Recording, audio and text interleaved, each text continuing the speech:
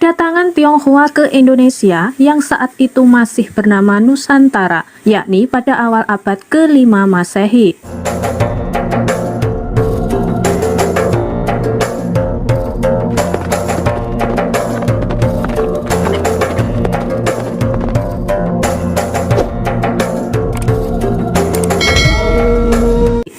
Masyarakat Tionghoa di Indonesia setiap tahunnya merayakan Tahun Baru Imlek yang dimulai pada hari pertama penanggalan Tionghoa dan berakhir pada hari ke-15 lewat perayaan Cap Gomeh.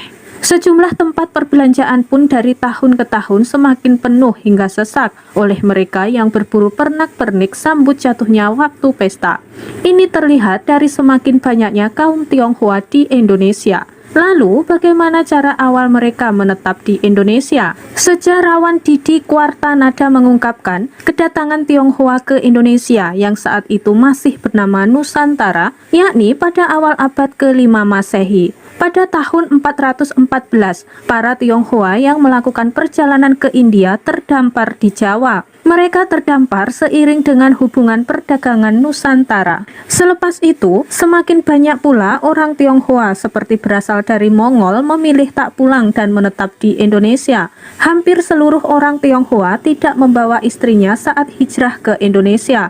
Memang pada saat itu, orang Tionghoa dilarang membawa istrinya karena seorang perempuan dilarang keluar dari Tiongkok.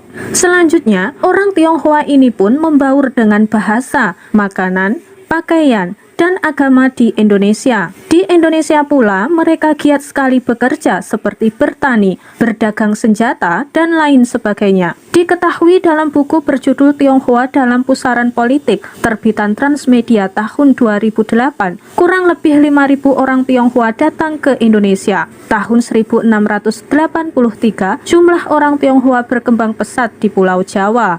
Jumlah penduduk Tionghoa lantas melebihi 100.000 orang pada permulaan abad ke-19.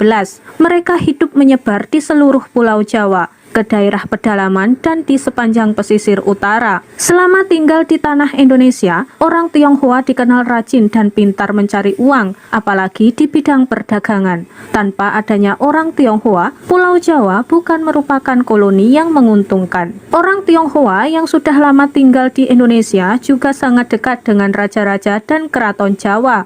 Banyak juga yang diberi gelar bangsawan oleh Raja Jawa dan dinikahkan dengan putri keraton, atau sebaliknya, banyak juga putri dari orang Tionghoa yang dijadikan selir oleh raja-raja Jawa, di antaranya putri Cina yang dijadikan istri oleh Sunan Gunung Jati dari Cirebon. Perkawinan silang budaya, etnis, negara ini pun membuahkan keturunan.